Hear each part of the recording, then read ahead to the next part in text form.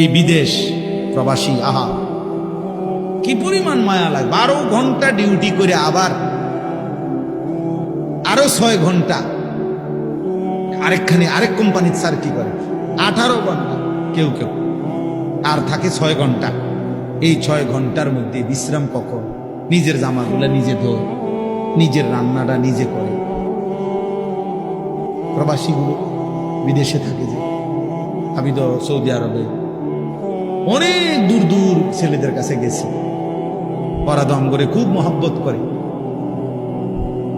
তাইলে এই নিজের রান্না নিজের, কত ছেলে যে বিশ্বাস করো ভাইয়া কি পরিমাণ কান্দে, আল্লাহর কসম। এটা যদি আমি দেখাইতে পারি, এখান থেকে এটা বিদেশ অনেক কষ্ট। এই কথাটা কইলে তুমি বুঝতে না ভাইয়া, অনেক কষ্ট। এটা কইলেও তুমি বুঝতে না, এটা কইতে তো 1 মিনিট লাগছে, আর অনেক কষ্ট। বাস্তবতা হলো তার চাইতে অনেক বেশি কষ্ট।